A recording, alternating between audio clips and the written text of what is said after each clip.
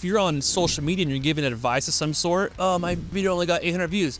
When's the last time you presented with front of 800 people? But the views isn't the kicker, it's the engagement. Because back to the analogy of like speaking to someone in, let's just say, a room of 100 people. You have a room of 100 people, you give a presentation on something, and then at the end of the presentation, everybody walks out and no one said, that was great. No one asked you questions. Like, was it really effective? Maybe if they call you later. What's more effective is like after you present, someone comes up and says, man, that was impactful. How can I get a hold of you? Or what do you have questions do you have about this?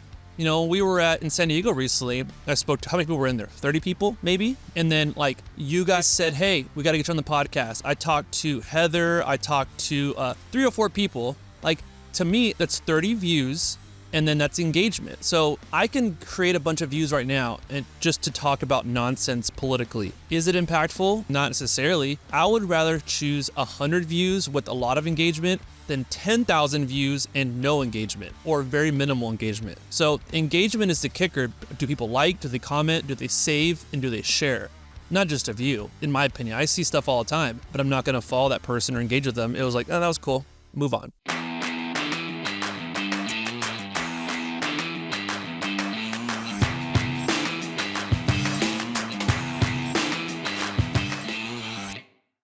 You're listening to the number one real estate podcast in the world. We talk with real estate professionals all across North America about their wins, losses, lessons, and stories help you win in your local market today. My name's Cody from Sheridan Stream. I'm joined with Vikram Deol of the Real Estate Sales Academy. Vic, what's happening? We're on a roll of podcasts today. We're doing a bunch, and it's good. But what's good in your world? Just talked to another agent today about possibly coming over. I'm gonna be dropping a lot of stuff about Real, you guys, in the beginning. So if you don't want to hear about Real or what Cody and I are doing, you probably just fast forward 2 to 3 minutes and save yourself the intro. But this is the admission to entry, since we are not monetizing this, so there's no commercial breaks or anything like that. You know, he's thinking about going over to a big box broker. He's with a small brand, and I was like, bro, you don't get anything. Like you don't get anything after 5 years of paying this company $18,000 to $24,000 a year. You get zero afterwards.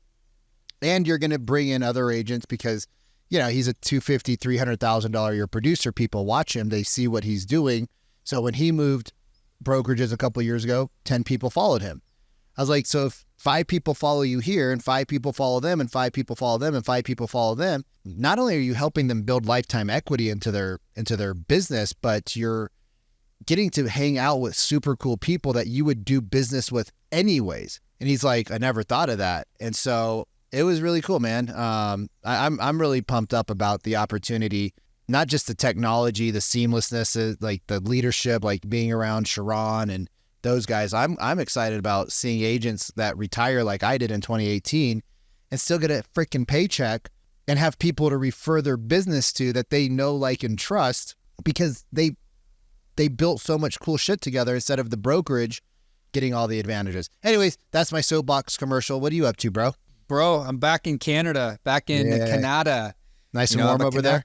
Yeah, it's really warm. You know, like I was saying to you yesterday, it's, 80 degrees right now. It's super sunny. November 3rd. I thought it was cold in Canada. Huh. Yeah, no, I'm totally BSing. The media keeps lying to me.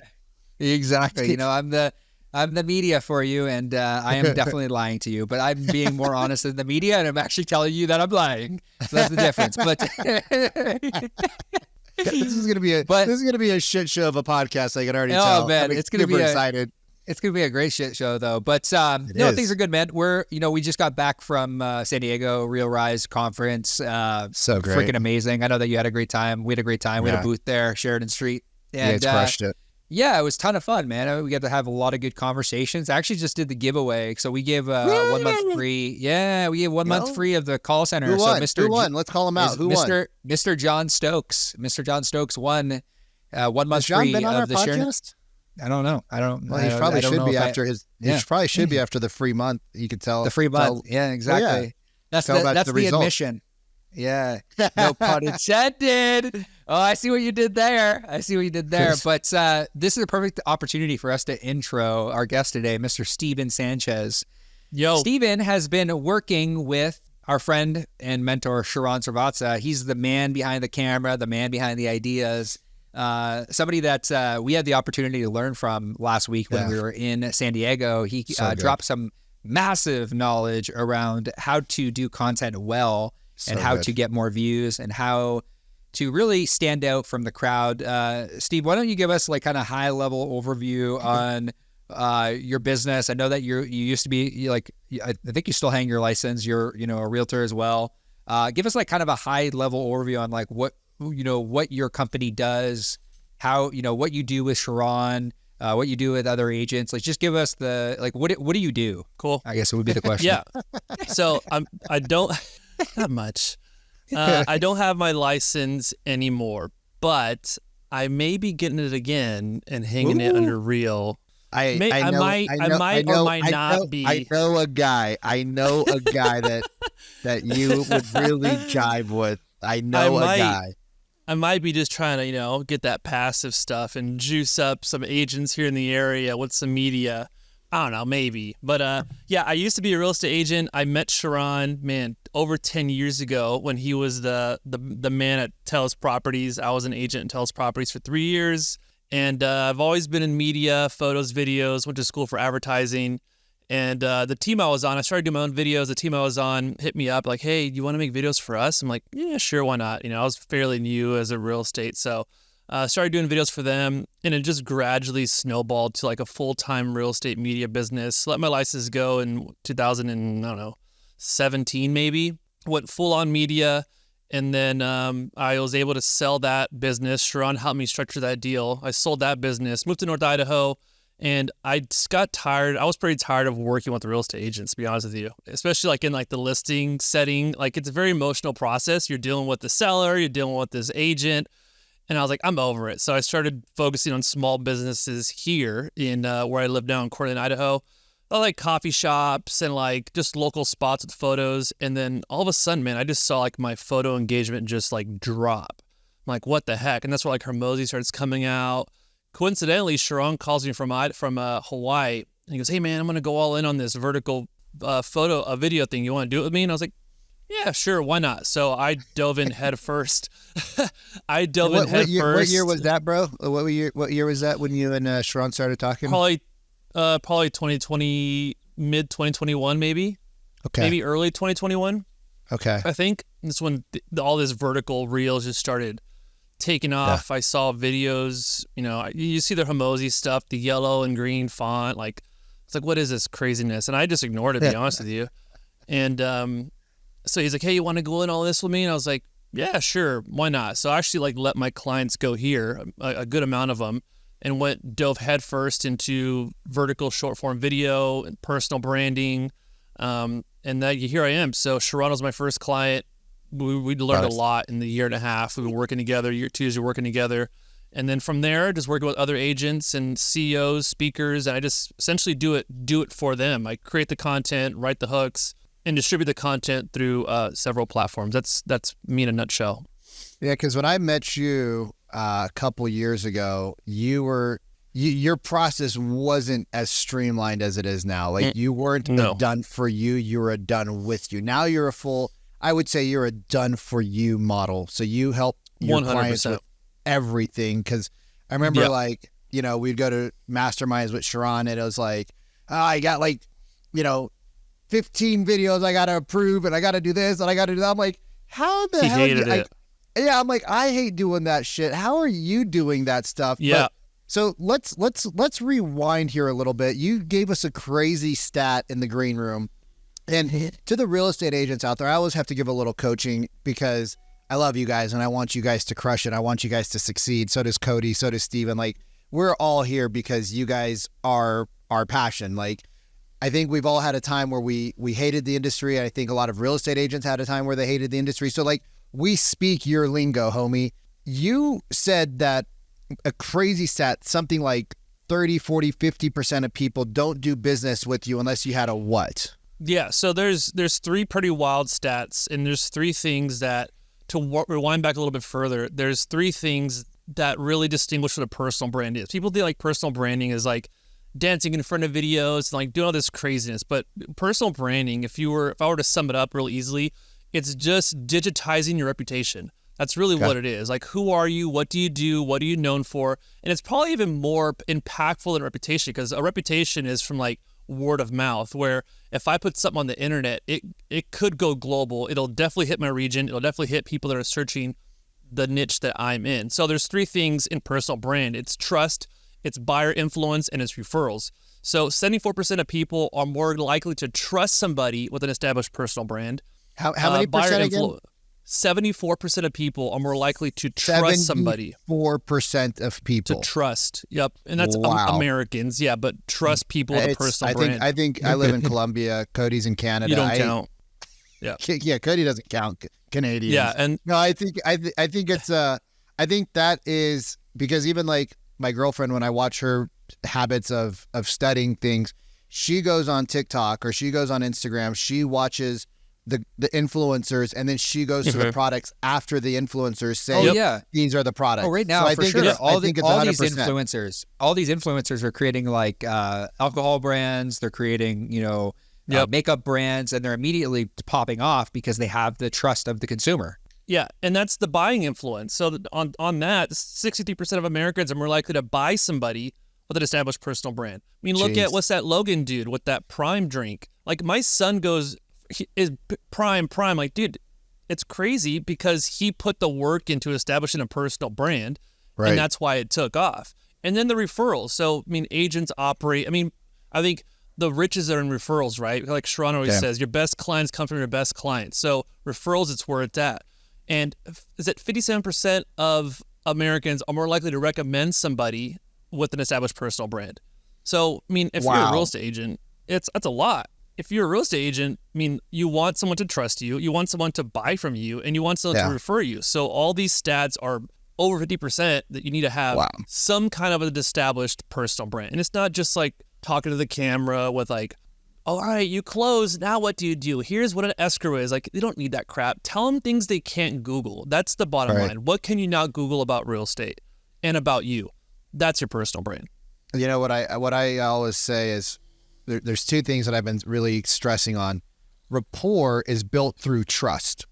The rapport that they teach, right? Like the forward questions, family, you guys, that is old school. That is actually salesy in a modern day post-trust world that we live in. The post-COVID consumer, right? Because everything went online 2.5, 3 years ago. Yeah. We have more cold calls. We have more outbound text messages. Cody sends way too many emails, right? Like, it's everything has gone digital. I love you, Cody. I get your emails all the time, but they're so good. I'm like, God, I need to send more emails, right? But like, everything has gone to very non-personalized forms of communication. Like, you get the cold call and it's like some person from the Philippines, God bless, I love my team there, but it's like, hi, how are you doing today, Mr. Diol? It's like, it's so weird because it's not a cultural fit, and you know instantly that it's a cold call, that they're trying to get money from you. But like, and that's if you answer the phone. I don't answer the phone if I don't know the number. I always answer the phone because like I still have clients that call me out of the blue, and it's like, why would I want to lose a $40,000, $20,000 commission? But trust is built through trust, right? Is built, and then rapport comes through the trust. If you 100%. Just have rapport, like, I like you, that doesn't mean they're going to use you. Maybe 20 years ago, but nowadays they're going to go onto Zillow, they're going to go onto Realtor.com, they're going to go on Google. Like, if you guys don't have Cody's Google My Business thing, he'll just send a message on Instagram. He'll send it to you for free. Sorry, Cody, I just gave away like your course for free. But trust is the name of the game. And how do we build trust in a digital world is through your personal brand. Yeah. And then to go take it even further, I don't know where I heard this at, but it was a crazy stat about it takes about 90 minutes for someone to actually trust you. And that's why podcasts are so great. So 90 minutes of like, say your podcast, if a podcast is 90 minutes, someone would need to listen to the whole podcast to actually understand who you are and like you. That's why podcasts and long form content is so important. But if you get that into short form content, that means someone needs 90 1-minute reels to actually understand you and trust you. So that's 90 days of posting every single day if they see you every single day, which they probably won't.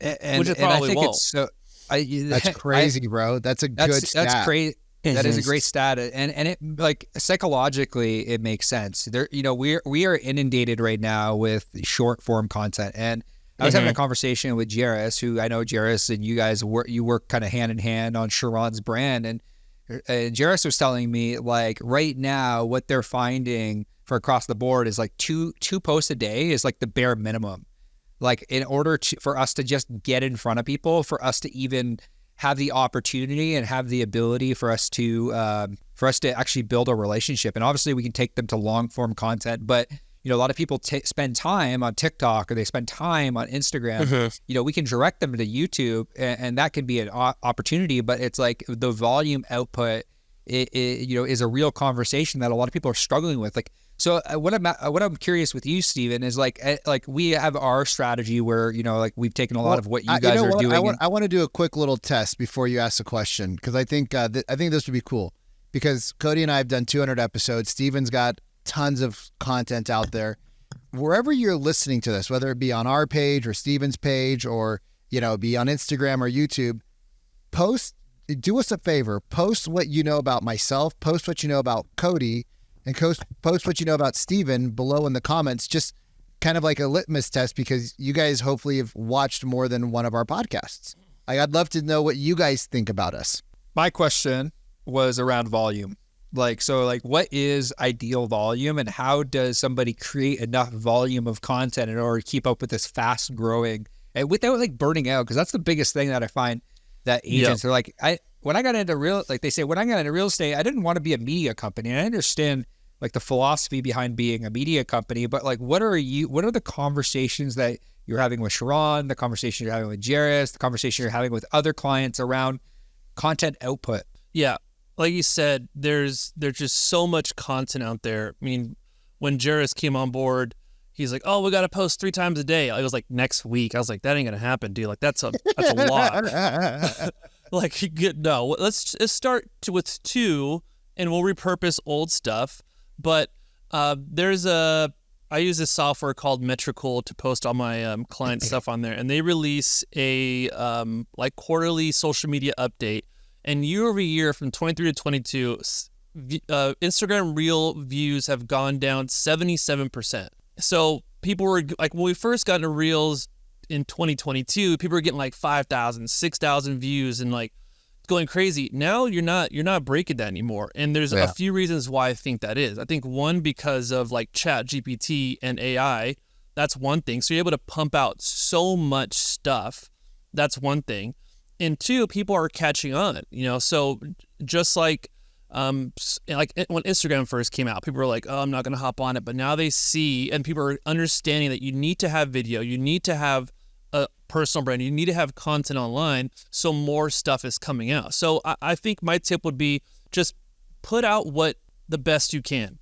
Whatever, start with something. And I think real estate agents are a very unique group of people, because if you don't get these 10,000 views, 100,000 views, real estate agents, the power of short form content and putting content on social media is that your client gets to understand who you are before you sit at the table with them to either get a buyer consult or like a listing presentation. Like, for example, we have a mutual friend named Kara. And if you Google Kara's name right now, you're going to see LinkedIn, you're going to see Instagram, you're going to see her website, you're going to see Twitter. And then if you go to Google and look at her images, all the photos, like 90% of them are going to be the reels we created. There's screenshots of them because we push so much content into her Instagram, LinkedIn and stuff. It's all there. So the next time she goes to a listing presentation or a buyer consult, if she doesn't know the person personally, they're probably going to look her up. And what are they going to see? They're going to know, oh, she talks about energy. She talks about positive thinking. She talks about this. And they're going to naturally align with her before she even arrives. That takes away so much of the rapport that you have to establish at the listing table that the person does on their behalf. So they're hopefully going to like her before she even walks to that front door. That's the power of putting content out specifically for real estate agents, because if you get 100 views in your area, that's good, but the power is the SEO and the searchability prior to the appointment. Hi, it's Cody from Sheridan Street. I want to invite you to a free trial of our Sheridan Street appointment engine where we'll send you 3 buyer and seller live appointments for absolutely free. Go to sheridanstreet.io/trial. That's SHERIDANST.io/trial. And you'll get instant access to a free trial of our Sheridan Street appointment engine. Let's hop back into the show. So here's a crazy thing, right? Like our views, Cody's views, Sharon's views, like we've actually gone on an uptick the last few weeks. So we went down to like 50 views, 100 views, and now we're getting back into the 700s, 1,000. Like we've almost broken 1,000 on average. And people are like, oh, well, that's lame. Like this, that, and the other. I'm like, yo, you posted a stupid just sold flyers, just sold with like a person holding the keys, and you got 17 people that interacted. You posted something personal, or you posted something about like a home tour, and you had 1,700 views or 700 views. That's not even like 3x. That's like 100x more people. Yep. And you're telling me that that's lame and that's stupid. But it's the thing about real estate is that it's hyper targeted, and the SEO is hyper local and targeted. So when you're getting these 150, 75, even if it's 15, right? And you guys, please, for the love of God, stop posting just listed, just sold. Like, do something better. Do something more creative. Like, that was so 10 years ago. That would be like, you know, you not updating your profile picture in your real estate card from the 1990s, which I know none of you guys listening to this do. So, like, let's talk about why agents have this persona where they feel like if it wasn't 1,000 likes or 1,000,000 views, if it didn't go viral, that it's garbage. And talk maybe a little bit more about the hyper localness around how social media picks up the stuff real estate agents do and pumps it into the marketplace because it's good for their SEO. Yep. So here's one thing that I tell clients, tell agents. All right, let's just say your video is getting 20 views, and they're probably like in the local area. And you post a video a day, say 5 days a week. That's 100 views in a week. When's the last time you had an open house and 100 people walked to the front door? 2020, you know what I mean? 2021. Okay, yeah. But even then, though, like, when's the last time you, on a daily basis, someone heard you speak to them and give them advice, give them insight in one day, like 20 in one day? Even a phone call is not going to be, even if you have 20 phone calls, you're hidden behind a screen. You're hidden behind a phone. But if you're on social media and you're giving advice of some sort, like that's a lot of people. Like, oh, my video only got 800 views. When's the last time you presented with front of 800 people? You know what I mean? But the views isn't the kicker. So what I track is engagement. What I track with my clients and track with Sharon is the engagement. Because back to the analogy of like speaking to someone in, let's just say, a room of 100 people. You have a room of 100 people, you give a presentation on something, and then at the end of the presentation, everybody walks out and no one said, that was great. No one asked you questions. Like, was it really effective? Maybe if they call you later. What's more effective is like after you present, someone comes up and says, man, that was impactful. How can I get a hold of you? Or questions do you have about this?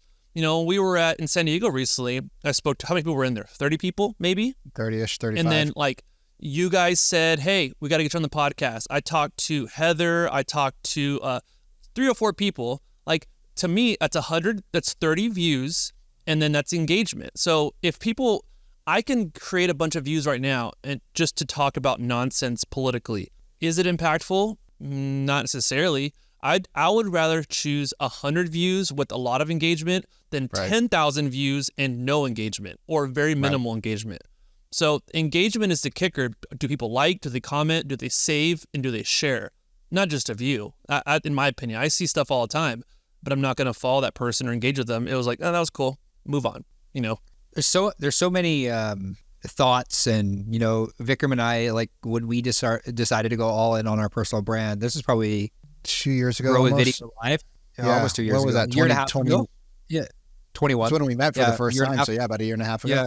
Yeah, a year and a half ago. And we decided to go all in on personal brand. We went to Grow with Video, and we've been producing a ton of content. And there's so much information out there, and like some things work and some things don't. And I think that agents right now are trying to figure out, like, you know, how do I drive more business from this? And like, And it's funny, we recorded a video about this today where it's like your personal brand's not going to save your business.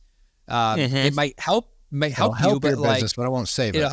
It won't save your business in the sense that like it's not going to necessarily drive business right today. And you are a real estate agent, and you know that brand is a long-term game plan where it's like you might transact 12 deals from your brand next year, but like I think so many agents struggle to like just start, and they struggle to start producing content because they don't see the immediate result behind what can actually come of it. Like, even like for me and Vikram, like I think we got to episode 101, and like me and Vic were like, bro, like this podcast is taking up so much time. But then I literally said, fuck this.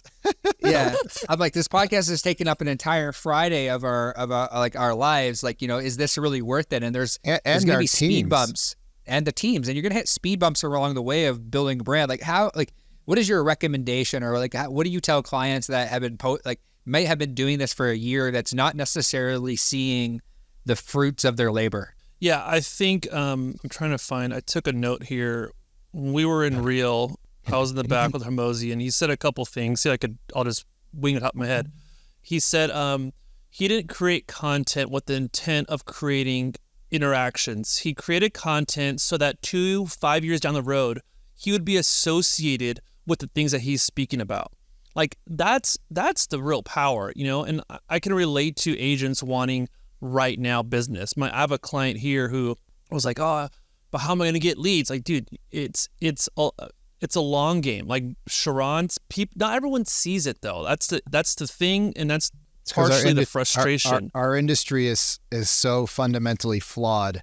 Yeah, that everybody nobody taught real estate agents that this, for one, like a transaction's going to take, if you're lucky, from the day you meet somebody to the time they get their keys, it's going to be a minimum of 60 days. Like nobody taught them that, but that's if you're 100%. Lucky. If you're a normal person, it's a 6 to 12 month process, because buying and selling a home isn't like, dude, me and Cody have been talking about buying new computers for over a year now.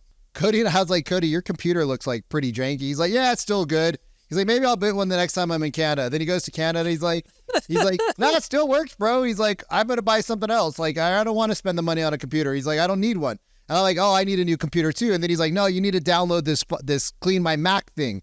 Right. And so we just fixed what we already had, because I thought I had a problem. And that's what people do. Like, it's like, I need a bigger home. And then they're like, well, wait a minute. What if we just repurpose this closet into this? Oh, I guess I don't need a bigger home. Mm-hmm. And so people think that it's going to be a quick process, but like real estate agents, we keep reiterating this. Take off your real estate agent hat and put on your consumer hat, and think about the last time you thought about, oh, hey, babe, we should move houses. And then why didn't you? And then take that same level of empathy and curiosity to the prospect, right? But not to cut you off, man. No, I get what you're saying. No, yeah, it's totally a long game. I think you're right. People, we're just conditioned in we're in this microwave. People want it now. But if you go back to the real estate thing, you guys probably know better than me. I know there's a stat somewhere saying how many cold calls do you have to make in order to get an answer, a lead, a conversation. It's probably a lot. It was 100 calls, whatever it is. So make that into videos. 100 videos. That's 3 months of posting a video. If you get a DM, maybe, and I think where a lot of people get, tripped up is they can do the videos themselves. And I think they don't go all in hiring someone like myself, like Sharon does, or like Kara does, to do it, because there is an investment in it. They can do it themselves. I'm actually working on a course right now, a mini course on teaching people you can do it yourself. It's time consuming, but you can do it yourself. And I tell my clients all the time, videographers are a dime a dozen. Anybody can point the camera and shoot. Anybody can do the research. Oh, it's working, what's not working. What I do is I give my clients their time back. It's simple. By taking off. So for example, like Sharon, I'll create the hooks. I'll research the topics, and I'll distribute the content for them. That's for Sharon. Sharon, I can give him a topic and he just Spits it. throws it out there in like a genius fashion. I have another client here locally. Well, I'll actually write the script for them. So I'll give them the hook. I'll write the script. I'll edit it. I'll distribute the content. That's pretty time consuming. I did the stat. I have like this lead magnet or like a VSL, and it shows how many hours I actually saved Sharon in the course of the time we're working with him. And we essentially gave him like 40 some days of his life back if he would have done it by himself. Like, how much more intentional and what kind of business could you have done, or someone could have done, with 40 some whole days back?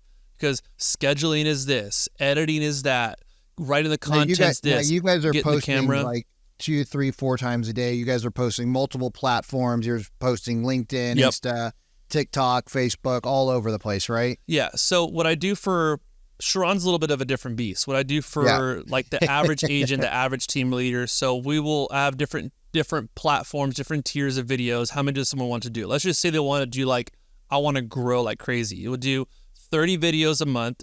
We'll convert those videos into carousels for a couple reasons. The static photos, static post, engage better with your existing followers. Then also when we post it to LinkedIn, it converts it to a PDF, and LinkedIn prefers written form content over video content.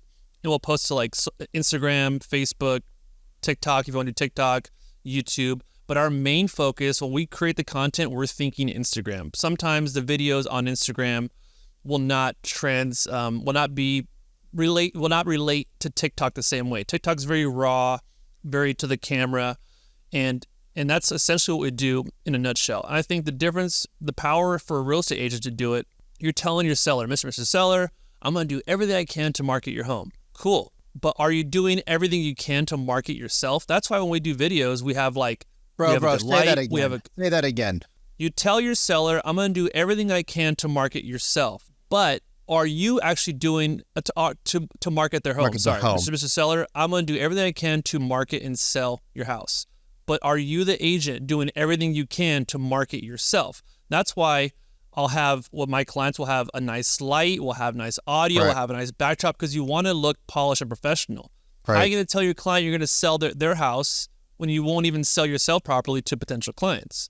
And you don't. Here's the thing, you guys. Like, I asked Cody last year. I'm like, hey, bro, I need some help. I got these 2 Amazon lights behind me, 3 Amazon lights behind me. They're $100. Does the battery last for 9 hours like Cody's do? No. But when I bought them, I was on a budget and I didn't know if I was committed. Mm-hmm. I got these 2 portable mics, right? Like, they're called Hollylands. They're portable. They're great. They're easy. They tap into your phone. I could have got the ones that were the Rode Audio that are Bluetooth, right? But I didn't know if I was going to be committed. It was a $300 investment versus a $600 investment. Mm-hmm. I bought the most basic digital camera, Canon, that I could use for my classes, and I could use as well for content producing. Well, here's the funny thing. It was $500. Yeah. So $1,000 in. Mm-hmm. I have my own studio that I could take anywhere in the world with me. I think the other thing that agents, like if you're listening back to this, agents, like what Vic's saying is you don't need to spend a crazy amount of money. A lot of people see my setup and they see my Canon C100 Mark II. Fucking crazy. And I'm like, you don't need a cinema camera in order to do this. Like, I literally said this to Vic. I'm like, Vic, like, you don't need, here's the Canon M50. And the funny thing about this is, like, I'm actually back home in Canada. I have a gift card and everything. And I'll still travel with the Canon C100, but I'm like for the quick shoots that we want to do, because I want to change angles, I want to do a bunch of different things. After listening to Steven's presentation, we want to switch up some of our content and how we're shooting. And it's like a smaller camera is so much easier to travel with, like a Canon. I think you have the M50, like a Canon M50 or a Sony. What I really think you should do, Cody, is you should buy the M52 and buy a whole bunch of lenses and then come back to Colombia.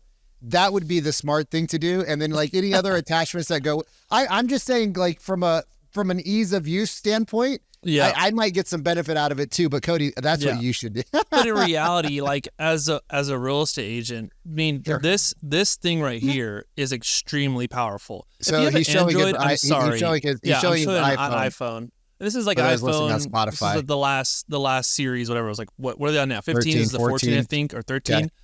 Like, if you have an Android, I don't know what to tell you. I'm an Apple man through and through. The Android cameras are actually better, but they're harder to use in my opinion. But this thing, like iPhones and your phones are absolutely clutch. And the couple things that you need is decent audio. You can get a lavalier mic on Amazon for like $30. If you have decent lighting, that camera there is going to be awesome. And it's not necessarily about the polished look. I think that's what might trip up a lot of agents, is being very polished. You can have a very polished video and deliver a crappy video, and it's not going to perform. I would recommend someone take your time and post good formulated videos over an extremely polished one. The polished stuff is powerful when you want to showcase the investment you do into yourself. That's the kicker. Like my videos, I'm like super polished because I'm trying to showcase to clients what I can potentially do for them. But that polished video does not necessarily generate more views. It's a well-structured video, and there's different frameworks for it. And let's jump into a couple of frameworks. Like, let's go a little tactical as we. I know we're running up on time. I wish we could talk more, but you shared a couple of really good frameworks, and I'd love for you to share one or two ways for people. Like, how do they just make a quick, easy reel? Like, what would be your framework? So you have a hook. And one thing Alex Hormozi told Sharon is, don't get cute on the hooks. Replicate what's already working. So what is a hook? Like, let's go like define a hook, because if we can't define it, we can't. People are just like, I don't know what a hook is. So we're scrolling through Instagram, through TikTok, and you stop, and you have about 2 seconds to stop somebody from moving further. Okay. What are you gonna say? And there's actually 3 different hooks. There's the verbal hook, there's the visual hook, and then there's the caption hook. So think about like an email subject line. That email subject line is a hook. Can you get me to open your email address, your email? So the visual hook it could be something that's like floating around. If I say something like, here's the number one mistake that new agents are making when they enter the market. That's my verbal hook. The visual hook could be something like, new agents make this mistake, or something like that. It might be condensed. It might be big and bold, but what I'm verbally saying is something different. And then the caption might be something completely different. Like, if you're a new real estate agent, avoid these 3 mistakes, something like that. Just off the top of my head. And here's what's really cool. You guys can go into ChatGPT. You can literally say, hey, I need a verbal hook, a visual hook, and a caption. Here's what I want to talk about. Make me these 5 things. Make me 5 examples of each, and use the tone of blank person, Alex Hormozi. And it'll literally spit out 15 different options for you. 5 for the verbal, 5 for the visual, 5 for the caption, and you are now done. Yeah, I got some pretty rad prompts that can be on for AI that I use, but you always have to massage it. One thing that you should do is preload ChatGPT with who you are. Like, I'm this person, my business is this. I was talking to Tim Macy's producer when we were in Reel, and what he does, he got some of Tim's previous videos, he transcribed them, and he told ChatGPT, the transcription I'm about to give you is a realtor named Tim Macy. He's from this, and this. Remember this for blah, blah, blah. Confirm you receive it, understand. And he uploaded the transcript, and then after it was done, when he asked for a video to be created for Tim, he said, write it in the likeness of Tim Macy based off what I put into previously. And I was able to showing Tim, he goes, that's pretty good. Even the little like smart ass remark at the end that Tim would probably say, it was kind of there. You go, that's pretty damn good. So if you front load it with what you do and who you are, like your tonality, it'll give it to you. I mean, granted, you want to massage it a little bit. You want to make it your own. That's the main thing. But that's exactly the reason why stuff like this, there's so many freaking reels on Instagram. So we got TikTok, the hook. So we got the hook. Second portion of a reel. All right. So you have the situation. I got my notes here. So you have a situation, a problem, an implication, and the need and the payoff. So the situation is a current situation. So example, if you're a real estate agent and you're struggling to make cold calls and sell homes, blah, blah, blah, blah, blah, blah. And there's an implication. If this continues on, you may find yourself falling behind, blah, blah, blah, blah, blah. And then you give them a solution at the end. To solve that, you do X, Y, Z, start a podcast, personal brand, and whatever it is. The whole point is just string them along a little bit.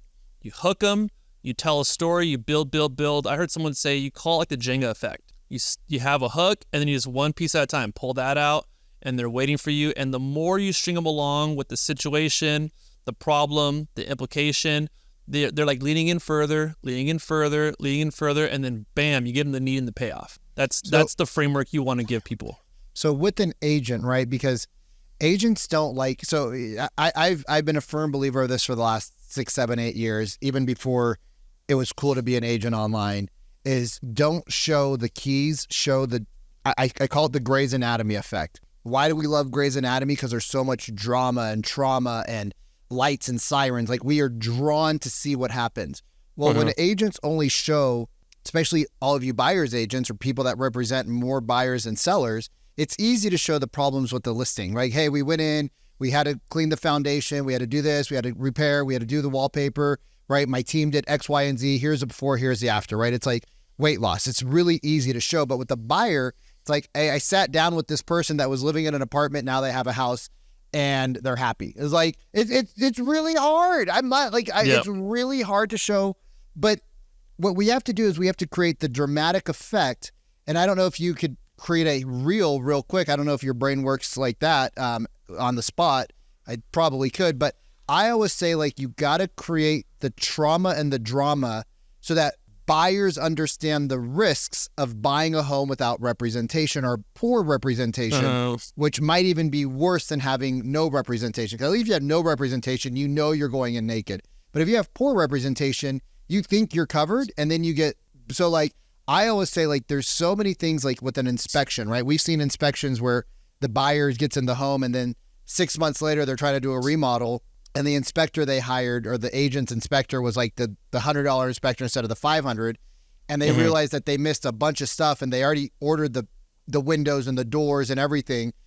Dude, I've seen so many horror stories. So how would somebody tell a horror story without like being super negative, but also showing like, hey, here's what the problem was, here's what we did on the fly, and I'm not going to hold you to this, but I think you could probably do a better job than Cody and I. Well, maybe not Cody, but definitely than I could. Give me, what's the solution? Like this. So hire a buyer's agent because representation, you won't get caught. Hire the right buyer's agent, right? So for an agent that represents a lot of buyers, especially with like all the lawsuits and everything that's starting to come out, like, and agents, please, for the love of baby God, stop posting this on your personal Facebook pages.